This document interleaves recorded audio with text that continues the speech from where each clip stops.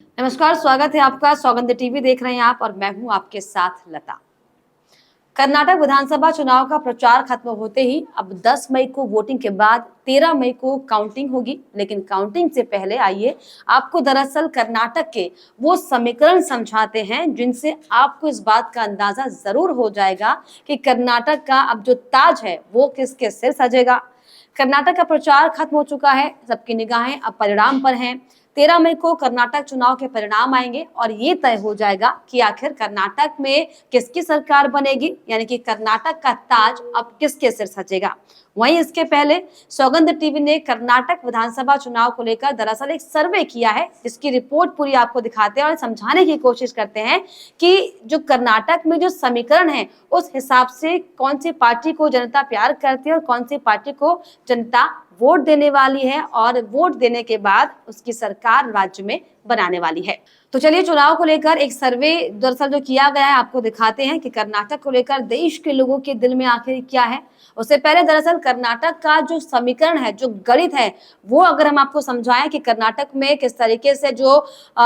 चुनावी बगार जो बह रही है, चुनाव का क्या गणित है, क्या कर्नाटक में समीकरण है, कौन से नेता मैदान पर है, कौन से प्रत्याशी जो है वो कद्दावार, इन सब की बात करेंगे। सबसे पहले सीट की अगर देखें तो 224 सीट हैं, जिसमें बहुमत 112 का है। मतदान 10 मई को हुआ, मतगणना अब 13 मई को होगा और जो पोलिंग स्टेशन हैं वो दरअसल 58,545 हैं। तो पोलिंग स्टेशन इतने बनाए गए हैं। और अब अगर इसके अलावा इस चुनावी गणित में हम समझने की कोशिश करें कि कितने वोटर्स कर्नाटक में हैं, तो टोटल जो वोटर्स हैं वो 5.32 करोड़ है, जिसमें पुरुष 2.68 करोड़, महिला 2.64 करोड़ और अन्य की अगर बात की जाए तो 5,000 ऐसे वोटर हैं जो कर्नाटक में इस चुनाव में अपना वोट डाल रहे हैं, जिन्होंने वोट डाला है। इसके अलावा साफ तौर पर अगर हम कर्नाटक चुनाव को लेकर जो फर्स्ट टाइम वोटर्स हैं, जो यानी कि जो पहली बार वोट कर रहे हैं, उनकी बात करें तो 16 लाख ऐसे लोग हैं जो पहली बार वोट कर रहे हैं, जिसमें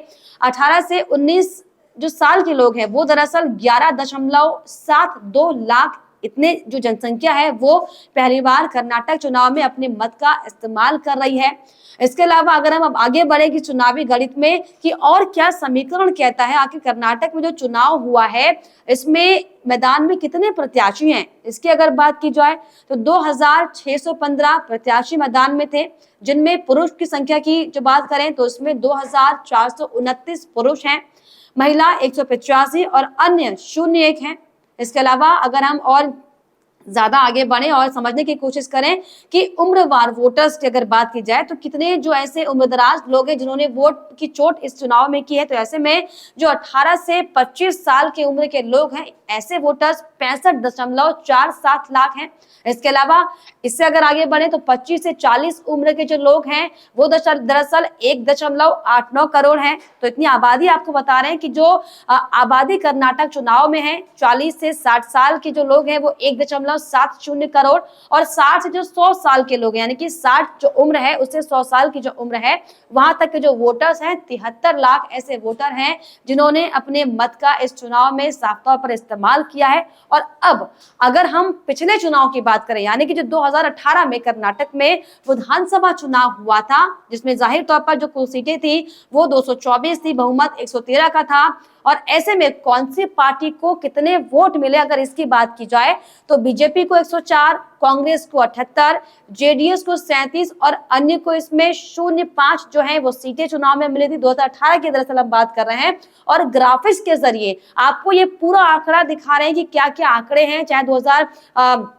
पिछले चुनाव की बात की जाए चाहे इस चुनाव की बात की जाए। और क्योंकि हम 2018 की बात हम कर रहे हैं तो वोट शेयर की अगर बात की जाए तो बीजेपी, कांग्रेस, जेडीएस और अदर्स में जो वोट शेयर था, जो टर्नआउट वोट हुआ है, दरअसल वो 72% हुआ है, यानी कि 72.3% वोट जो है वो वापस आए हैं, जिसमें अगर बीजेपी की खास तौर पर बात की जाए तो बीजेपी के पास 36.2%, कांग्रेस के पास 38% और जेडीएस के पास 18.3%, तो वही अन्य के खाते में 7.5% वोट जो है वो वापस आए हैं। और इसके अलावा अब आगे बढ़ते हुए अगर पूरे समीकरण को अगर आपको हम समझाएं और वोट शेयर में बदलाव किस तरीके से हुआ, अगर 2018 218 की हम यहाँ पर बात कर रहे हैं, क्या बदलाव वोट शेयर में हुआ है, इसको लेकर अगर बात की जाए तो तमाम राजनीतिक पार्टियां, चाहे बीजेपी हो, चाहे कांग्रेस हो, चाहे जेडीएस हो, चाहे अन्य हो, बीजेपी में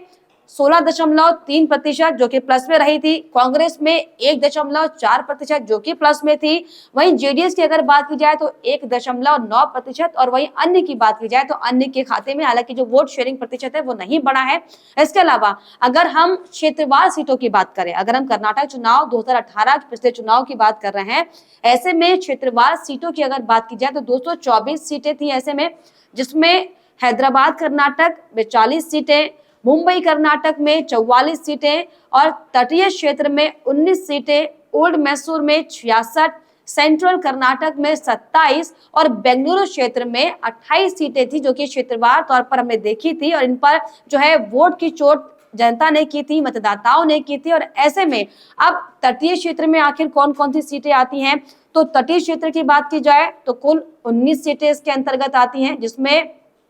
इन सीटों में से बीजेपी को कितना वोट मिला वो आपको बताएंगे। दरअसल बीजेपी को इस सीट में 16 सीटें मिली थी,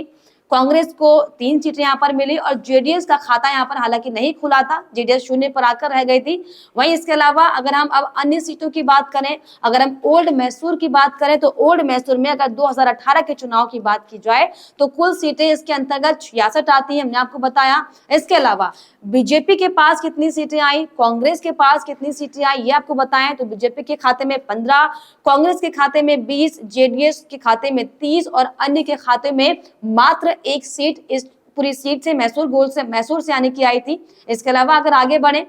बेंगलुरु क्षेत्र की बात करें तो बेंगलुरु क्षेत्र में 2018 की अगर हम बात करें चुनाव की तो कुल सीटें यहाँ पर 28 सीटें हैं। इसके अलावा इन सीटों में आखिर किसका कब्जा जमा था इसकी बात की जाए तो बीजेपी, कांग्रेस, जेडीएस और अन्य पार्टी यहां से मैदान में थी, जिसमें बीजेपी के पास 11, कांग्रेस के पास 13, जेडीएस के पास 0.2 और अन्य पार्टी के पास भी 0.2 सीटें आई थी। तो ये पूरा तमाम आंकड़े अब आपको हम बता रहे हैं कि 2018 के विधानसभा चुनाव की अगर बात की जाए तो इन क्षेत्रों में अगर क्षेत्रवार की स्थिति देखी जाए तो किस सीट पर कौन सी पार्टी के नेताओं को ज्यादा वोट मिले थे। और इसी कड़ी में अगर हम मुंबई कर्नाटक की बात करें तो इसमें कुल 44 सीटें आती हैं, जिसमें बीजेपी के पास 26, कांग्रेस के पास 16, जेडीएस के पास 0.2 सीटों का आंकड़ा साफ तौर पर हमने देखा था। वहीं अगर आगे बढ़े इस सिलसिलेवार तरीके से तो अगर हम अब हैदराबाद कर्नाटक की अगर हम बात करें तो हैदराबाद में आपको बताएं कि 40 सीटें यहाँ पर हैं जो कि क्षेत्रवार सीटें क्या हम आकलन कर रहे हैं,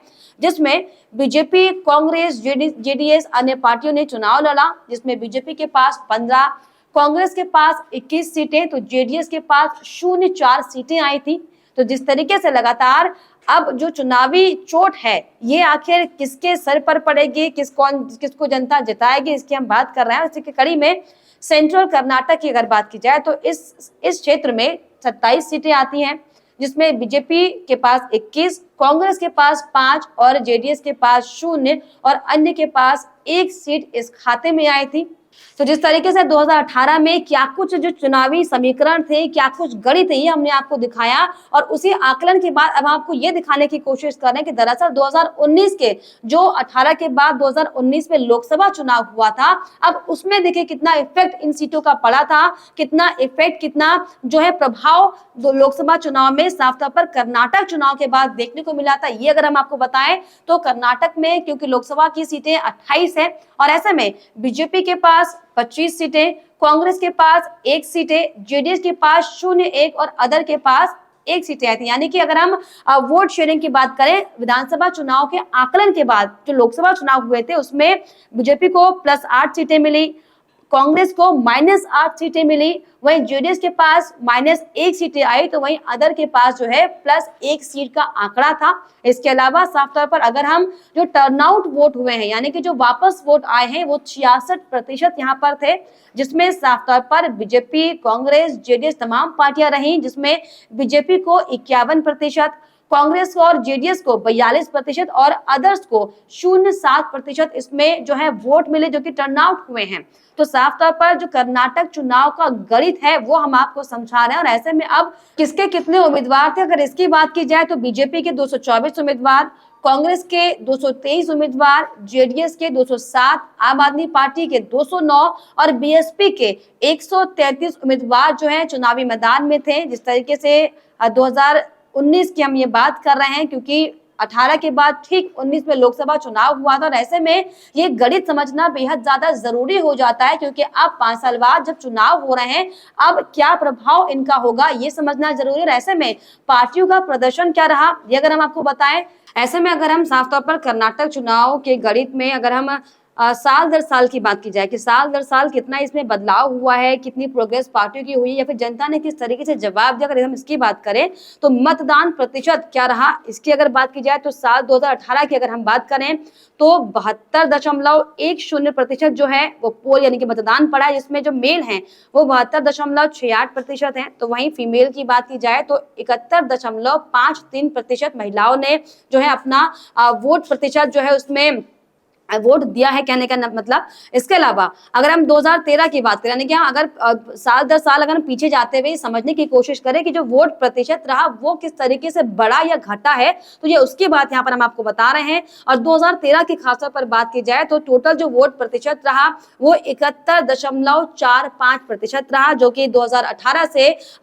1% कम है। इसके अलावा अगर हम महिलाओं की बात करें, पुरुष की बात करें, तो इसमें 2013 की बात की जा रही है, जिसमें 2013 में 72.40% ऐसे मतदाता थे जो पुरुष मतदाता जिन्होंने अपना मतदान किया है। तो वहीं इसके अलावा अगर हम महिलाओं की बात करें तो महिलाओं ने साफ तौर पर 70.47% महिलाओं ने इसमें अपने मत की भागीदारी की है। इसके अलावा अगर हम उसके ठीक पहले यानी कि 2008 की बात करें, 2008 के विधानसभा चुनाव की अगर बात की जाए तो साफ तौर पर 64.68% जो है वो वोट प्रतिशत रहा, जिसमें साफ तौर पर जो मेल हैं यानी कि जो पुरुष समाज था वो 66.2% रहा। इसके अलावा अगर महिलाओं की बात की जाए तो 63.10% महिलाओं ने अपने वोट की भागीदारी की है। तो साफ तौर पर अगर हम साल दर साल की बात की जाए तो 2000 चाहे 8 हो, 13 हो, 18 हो, जो मत प्रतिशत है वो बड़ा है, यानी कि लोगों में जो रुझान है, जो जागरूकता है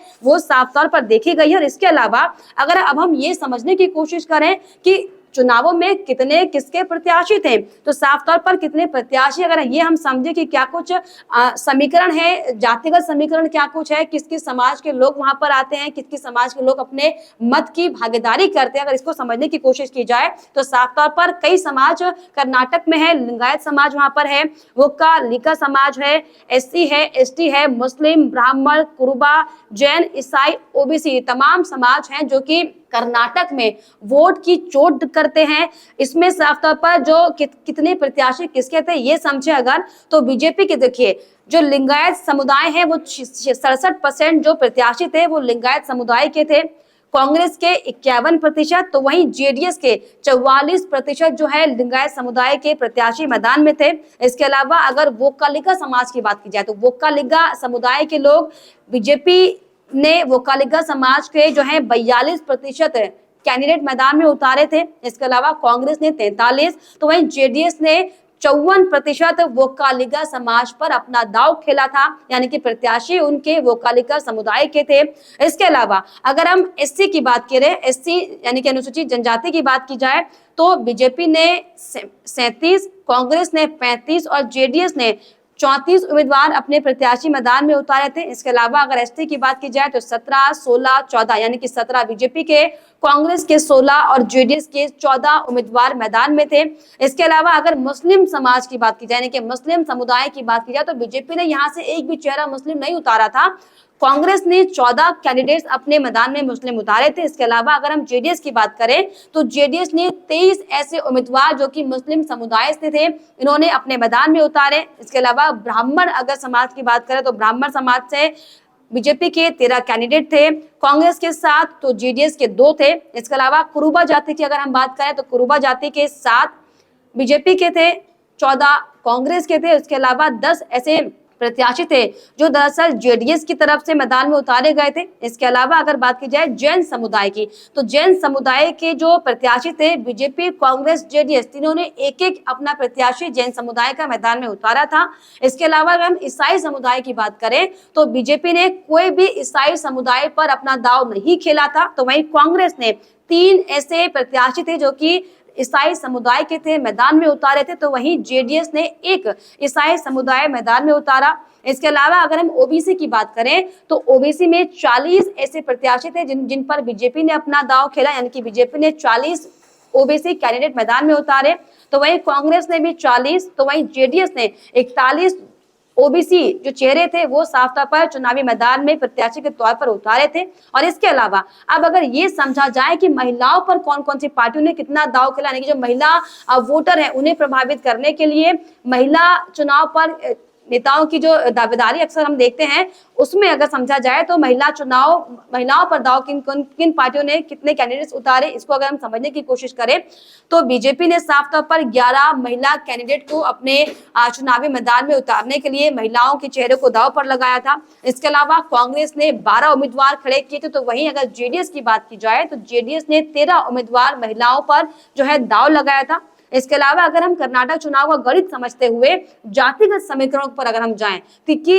किन जातियों की कितनी आबादी है और कितना वोट परसेंट उनका है, कितना उनका वोट शेयरिंग है, तो ऐसे अगर हम समझे तो जो जाति के आधार पर सीटों पर असर कितना है, अगर ये समझने की कोशिश की जाए तो साफ तौर पर जो लिंगायत समुदाय है उसकी आबादी 14% है, जो कि 76 सीटों पर अपना प्रभाव अच्छा खासा रखती है। इसके अलावा अगर हम वोका लिंगा की बात करें तो 11% आबादी इनकी है, जो कि 54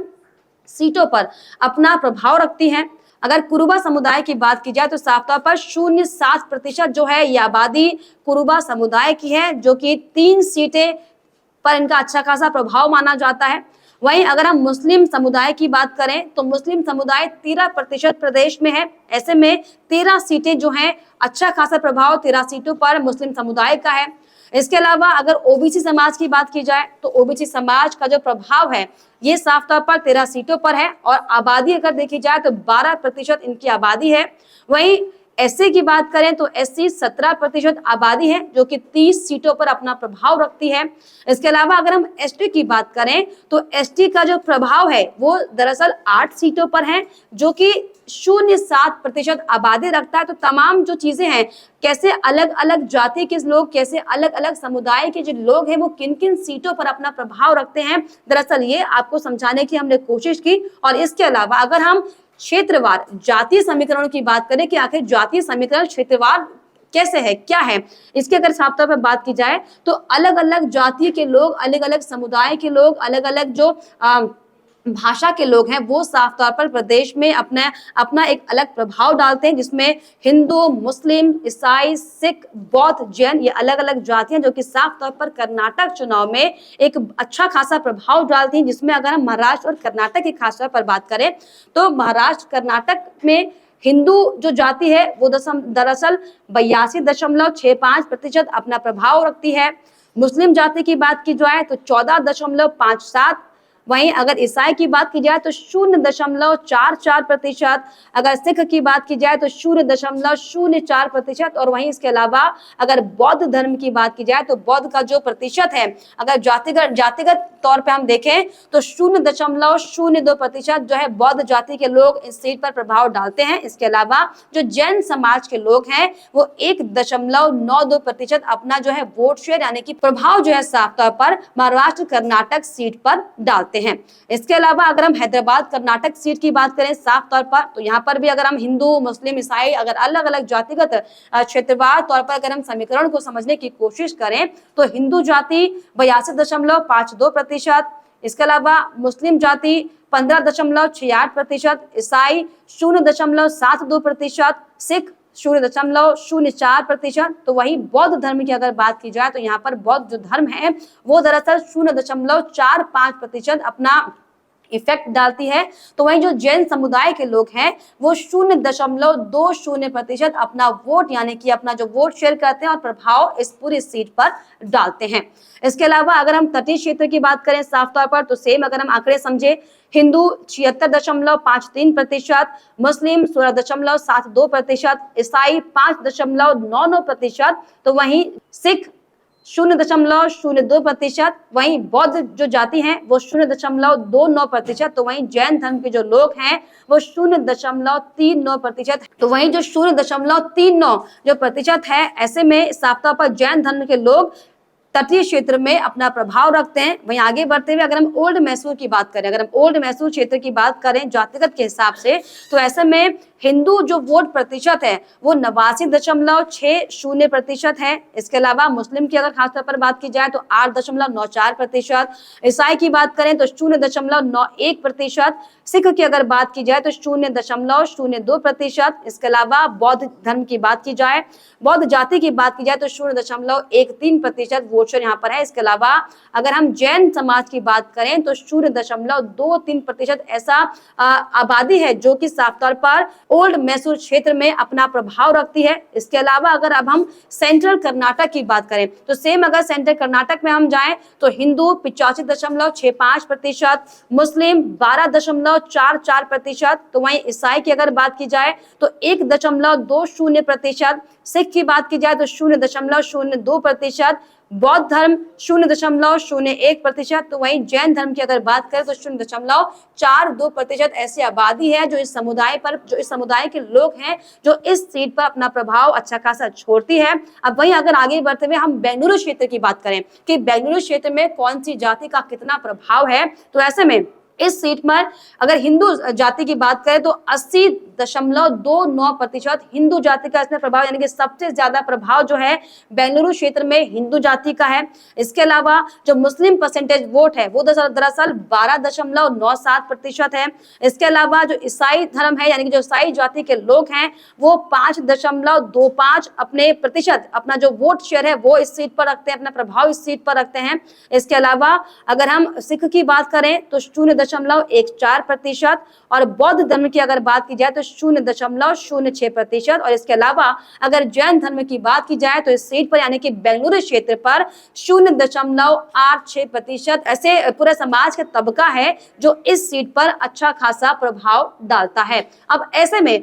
अगर इस गणित को समझते हुए हम ये समझने की कोशिश करें कि जातीय समीकरण आखिर क्या है, हालांकि हमने आपको ये समझाने की कोशिश करी कि अलग अलग जाति का कौन कौन सी सीट पर किस तरीके से क्या प्रभाव है। अब ऐसे में अगर हम ये समझने की कोशिश करें कि जातिगत तौर पर किसका कितना परसेंटेज है इस पूरे प्रदेश में, तो अगर हम इसको समझे तो इसको हम ऐसे समझेंगे, जो हिंदू जाति दरअसल वो 84% है, मुस्लिम जाति 12.92% है, ईसाई जो जाति है 1.87% है। इसके अलावा सिख समुदाय के जो लोग हैं वो 0.05% है। इसके अलावा बौद्ध धर्म के लोग 0.16% है। तो वहीं जैन समाज की बात की जाए तो जैन समाज के जो समुदाय के लोग हैं दरअसल वो 0.72% है, जो कि पूरे जातिगत समीकरण को इफेक्ट करते हैं। इसके अलावा अगर हम फाइट की बात करें, क्योंकि जिस तरीके से लगातार हमने तमाम आंकड़ों पर चर्चा कर ली कि कर्नाटक में आखिर कौन कौन सी जाति है, कौन कौन से धर्म के लोग जो कि अपने अपने खासा वोट प्रतिशत में वोट की चोट डालते हैं, ऐसे में अब ये समझना बहुत खास हो जाता है कि आखिर अभी जो रण चल रहा है, जो चुनावी रण चल रहा है, इसमें कौन कौन से ऐसे कद्दावर चेहरे हैं जो चुनावी मैदान में हैं, कौन कौन से ऐसे चेहरे जिनके नाम पर जनता वोट करती है, कौन कौन से ऐसे चेहरे हैं जिनके आपस में बड़ी फाइट हम साफ तौर पर कर्नाटक में देख रहे हैं। तो ऐसे में सबसे पहले अगर हम शिग्गांव सीट की बात करें जो कि हॉट सीट है, इसमें साफ तौर पर बसवराज बोम्मई जो कि मुख्यमंत्री प्रदेश के हैं, इनकी सीधी टक्कर साफ तौर पर कांग्रेस के यासिर अहमद खान पठान से है। तो ये कड़ी टक्कर साफ तौर पर इस सीट पर है। और अगर इसी कड़ी में हम वरुणा सीट की बात करें, और वरुणा सीट पर अगर हम देखें तो वी सोमन्ना जो कि बीजेपी के कद्दावर नेता हैं, इनकी जो टक्कर है दरअसल वो कांग्रेस के सिद्धारमैया से है। हमने देखा किस तरीके से पिछले दिनों जो चुनाव में कर्नाटक में जो घटनाक्रम हुआ था, कैसे सरकार बनती गई, गिरती गई, और ऐसे में ये वो कद्दावर चेहरे हैं जो कर्नाटक चुनाव में, कर्नाटक में प्रदेश की जनता के बीच एक अहम भूमिका रखते हैं। और इसीलिए ये जानना और समझना बेहद ज्यादा जरूरी हो जाता है कि आखिर कौन कौन से ऐसे चेहरे हैं जो आपस में एक बड़ा कंपटीशन रखते हैं, जो एक प्रतिस्पर्धा की भावना साफ तौर पर इस चुनावी समर में पैदा करते हैं। इसके अलावा अगर हम चन्ना पटना की बात करें तो साफ तौर पर बीजेपी वर्सेस जेडीएस की यहाँ पर फाइट देखने को मिल रही है, जिसमें बीजेपी से सीपी योगेश्वर हैं साफ तौर पर, तो वहीं जेडीएस के एचडी कुमारस्वामी के बीच बड़ी फाइट देखने को मिल रही है। इसके अलावा अगर हम शिकारीपुरा की बात करें तो यहाँ पर बीजेपी वर्सेस कांग्रेस की फाइट है। इसमें बीजेपी के बीवाई विजेंद्र हैं, तो वहीं कांग्रेस से गोनी मालतेश हैं। तो वहीं आगे बढ़ते हुए अगर हम हुबली धारवाड़ की बात करें तो इस सीट में साफ तौर पर बीजेपी वर्सेस कांग्रेस की टक्कर जोर शोर से दिखाई पड़े, जिसमें बीजेपी से अगर हम देखें तो बीजेपी के कद्दावर चेहरे महेश तेंगिकाई ये बीजेपी के उम्मीदवार हैं। इनकी टक्कर दरअसल कांग्रेस के जगदीश शेट्टार से है, तो ये अहम मुकाबला। इसके अलावा अगर हम बेल्लारी सीट की बात करें तो बेल्लारी में देखिए बीजेपी वर्सेस कांग्रेस का जो है कॉम्पिटिशन है, जिसमें बेल्लारी सीट से बीजेपी के उम्मीदवार श्री मुल्लू हैं, जिसमें जिनकी जो सीधी टक्कर है वो साफ तौर पर बी नागेंद्र से है। इसके अलावा अगर हम अथनी सीट को समझे कि अथनी सीट पर आखिर कौन सी ऐसी बिग फाइट है जो जनता को प्रभावित करती है, तो साफ तौर पर अथनी सीट में बीजेपी वर्सेस कांग्रेस की लड़ाई है, जिसमें बीजेपी की तरफ से महेश इरन गौड़ा जो है प्रत्याशी हैं, तो वहीं कांग्रेस की तरफ से अगर बात की जाए तो इनकी सीधी लड़ाई लक्ष्मण सावदी से है। इसके अलावा अगर हम चित्तापुर की बात करें बीजेपी से मणिकांत राठौर, तो वहीं कांग्रेस से प्रियांक खरगे मैदान में हैं। साथ ही साथ बेल्लारी सिटी से बात की जाए तो यहाँ पर भी बीजेपी वर्सेस जेडीएस की दरअसल कांटे की टक्कर है, जिसमें बेल्लारी सिटी से जो बीजेपी के उम्मीदवार है वो सोमशेखर रेड्डी हैं, जिनकी सीधी टक्कर जो है वो जेडीएस के अनिल एच लॉर्ड से है। वहीं इसके अलावा अगर हम चिकमगलूर सीट की बात करें तो यहाँ पर भी साफ तौर पर बीजेपी वर्सेस कांग्रेस की फाइट दिखाई पड़ी, जिसमें बीजेपी से सीटी रवि जो है वो चुनावी मैदान में है, जिनकी सीधी टक्कर एचडी थमैया से है। इसके अलावा अगर हम चिक्काबल्लापुर सीट की बात करें, इसे समझने की कोशिश करें तो यहाँ पर भी साफ तौर पर जो सीधी टक्कर है, कांटे की टक्कर साफ तौर पर बीजेपी वर्सेस कांग्रेस की, जिसमें बीजेपी से डॉक्टर के सुधाकर चुनावी मैदान में है, तो वहीं कांग्रेस के प्रदीप ईश्वर चुनावी मैदान में, तो आपस में इनकी टक्कर है साफ तौर पर। और वहीं अगर हम कर्नाटक की रामनगर सीट की बात करें, रामनगर सीट में भी साफ तौर पर बीजेपी वर्सेस जेडीएस का घमासान देखने को मिल रहा है, जिसमें बीजेपी से गौतम मरीलिंगे गौड़ा जो है वो प्रत्याशी हैं, तो वहीं अगर जेडीएस की बात की जाए तो जेडीएस से यहाँ पर निखिल कुमारस्वामी कांटे की टक्कर जो है साफ तौर पर बीजेपी को देते हुए दिखाई पड़े हैं। इसके अलावा तो साफ तौर पर देखिए किस तरीके से जो अलग अलग चुनावी सीट पर जो अलग अलग पार्टी के नेताओं में टक्कर है वो हमने समझने की पूरी तरीके से कोशिश की, और अब हम ये समझने की कोशिश करेंगे कि आखिर इस पूरे चुनाव में क्या कुछ ऐसे खास विषय रहे, क्या कुछ मुद्दे रहे, क्या कुछ चुनावी हथियार पार्टियों के पास रहे। अगर हम ये समझने की कोशिश करें तो अगर सिलसिलेवार तरीके से चाहे बीजेपी हो, चाहे कांग्रेस हो, चाहे जेडीएस हो, इन तीनों पार्टियों के अगर हम चुनावी हथियार को समझे कि किन किन मुद्दों को उन्हें अपना हथियार बनाने की कोशिश की, तो खासतौर पर अगर बीजेपी की बात की जाए तो बीजेपी ने डबल इंजन ग्रोथ को साफ तौर पर एक बड़ा हथकंडे के तौर पर इस चुनावी दौर में इस्तेमाल किया। इसके अलावा नई आरक्षण नीति और पीएम मोदी फैक्टर, देखिए चाहे लोकसभा चुनाव हो चाहे विधानसभा चुनाव हो, मोदी जो फेस है वो हालांकि हर चुनाव में एक बड़े फैक्टर के तौर पर सामने आता है। ऐसे में कर्नाटक विधानसभा चुनाव में भी साफ तौर पर जो मोदी का फेस है वो किसी से नहीं छुपा, यानी कि जो आधे जो प्रत्याशी हैं वो साफ तौर पर सिर्फ और सिर्फ मोदी के फेस से जो है अपने इलेक्शन लड़ रहे हैं, और ये साफ तौर पर कर्नाटक चुनाव में अभी प्रचार प्रसार के दौरान साफ तौर पर देखने को मिला। अब वहीं अगर हम कांग्रेस की साफ तौर पर बात कर लें तो कांग्रेस के 5 चुनावी वादे जो कि एक बड़ा फैक्टर था, ये इस मुद्दे को लेकर जो है हथकंडे की तरह कांग्रेस ने इसे इस्तेमाल किया, जिसमें भ्रष्टाचार, एंटी इनकम्बेंसी थी, लिंगायत का साथ। तो ये तमाम ऐसे 4 महत्वपूर्ण बिंदु हैं जिन्हें कांग्रेस ने अपने हथकंडों के तौर पर इस्तेमाल किया जनता को प्रभावित करने के लिए। अब वहीं अगर हम जेडीएस की बात करें तो जेडीएस के ऐसे कौन से मुद्दे थे जिन्हें प्रभावित करने के लिए जेडीएस के तमाम पार्टी के नेता मैदान में उतरे थे, अगर इसका हम जिक्र करें तो साफ तौर पर पंचरत्न स्कीम, इसको लेकर साफ तौर पर जेडीएस ने कितनी बयानबाजी की हम सबने देखा। इसके अलावा क्षेत्रीय पहचान, यानी कि जो क्षेत्रीय पहचान है इसके नाम पर भी जेडीएस ने जनता से वोट मांगे हैं। इसके अलावा अमूल नंदिनी विवाद, तो अमूल नंदिनी विवाद को लेकर भी साफ तौर पर इस पूरे मुद्दे को भुनाने की कोशिश जेडीएस ने की है। हालांकि अब 13 मई को परिणाम जब आएंगे तो ये सामने आ पाएगा कि जिन मुद्दों को भुनाने की कोशिश चाहे बीजेपी ने की हो, चाहे कांग्रेस ने की हो, चाहे जेडीएस ने की हो, आखिर कौन किसके मुद्दे जो है चुनावी अभी परिणाम में सामने आते हैं। अब ऐसे में ये बहुत ज्यादा महत्वपूर्ण हो जाता है कि जो फेस हैं, जो बड़े महत्वपूर्ण फेस है, आखिर वो कौन कौन से जो कौन कौन सीट पर जो है अपना प्रभाव रखते हैं। तो ऐसे में अगर हम मुख्यमंत्री की बात कर ले, अगर हम बसवराज बोम्मई की बात करें जिनकी सीट जो है वो शिग्गांव सीट है, ऐसे में क्योंकि एक बड़ा कद्दावर चेहरा है बीजेपी कर्नाटक बीजेपी का, ऐसे में अगर हम बसवराज की बात करें तो जाहिर तौर पर कर्नाटक के मुख्यमंत्री हैं, बीजेपी का सबसे बड़ा चेहरा है, 2021 से मुख्यमंत्री जो कि अपने आप में एक बड़ा कद रखता है। इसके अलावा 3 बार शिग्गांव से विधायक सीएम बने हैं। इसके अलावा 2008, 2013 और 2018 में जो है जीत दर्ज कराकर पार्टी से साफ तौर पर उन्होंने एक बड़ी अपनी जीत हासिल करी थी, ये हम सबने देखा। और जो किस समुदाय से सीएम है, लिंगायत जाति के बसवराज हैं, यानी कि जो कि लिंगायत समुदाय पर खासा असर डालते हैं। इसके अलावा 2008 से पहले आपको बताएं कि जनता दल में थे, कई पोर्टफोलियो का अनुभव सीएम साहब को यानी कि बसवराज बोम्मई को, ये जो कद्दावर चेहरा बीजेपी का माने जाते हैं, इन्हें हालांकि कई पोर्टफोलियो का अनुभव है, तो एक ये बड़ा प्लस पॉइंट यहाँ पर साफ तौर पर हो सकता है। इसके अलावा अगर हम अब कांग्रेस के सिद्धार्थ मैया की बात करें जो कि साफ तौर पर वरुणा सीट से चुनाव लड़ते हैं, कांग्रेस का जाना माना चेहरा, बड़ा चेहरा ये है, पूर्व मुख्यमंत्री रह चुके हैं, 1978 से राजनीति में सक्रिय हैं, कुरुबा जाति से आते हैं, सीएम पद के प्रबल दावेदार साफ तौर पर कांग्रेस की तरफ से ये हैं। इसके अलावा कांग्रेस आलाकमान के करीबी माने जाते हैं, यानी कि जो दिल्ली की जो दौड़ लगती है कर्नाटक से, कांग्रेस आलाकमान के खासा ये माने जाते हैं। कांग्रेस से पहले जेडीएस में थे, ये हम सबको पता है। इसके अलावा 2006 में कांग्रेस में दरअसल शरीफ हुए थे और उसके बाद से जो पारी साफ तौर पर सिद्धार्थ मैया ने खेली, ये हम सबके सामने कि किस तरीके से कांग्रेस को मजबूती देने का काम सिद्धार्थ मैया ने कर्नाटक में किया है। इसके अलावा अगर हम बात करें डी के शिव कुमार की, तो कनकपुरा सीट से साफ तौर पर चुनावी मैदान में ये हैं, जो कि साफ तौर पर कर्नाटक कांग्रेस के प्रदेश अध्यक्ष हैं, 1985 से राजनीति में सक्रिय हैं, कांग्रेस का बड़ा और कद्दावर चेहरा ये माने जाते हैं, 7 बार विधायक रहे हैं, कनकपुरा से 3 बार इन्होंने जीत दर्ज की है,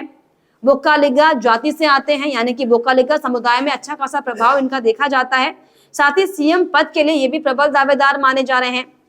इसके अलावा अगर हम एचडी कुमार स्वामी की बात करें तो चन्नापटना सीट इनकी है, और अगर इनके अनुभव की बात करें क्या क्या जो है अनुभव इनके इनके इनके इनके खाते में आते हैं, इसकी बात करें तो 2 बार प्रदेश के सीएम ये रहे हैं, कनकपुरा से सांसद भी रहे, 2004 में पहली बार विधायक बने, और हमेशा अक्सर देखा जाता है कि किंग मेकर की भूमिका में रहते हैं।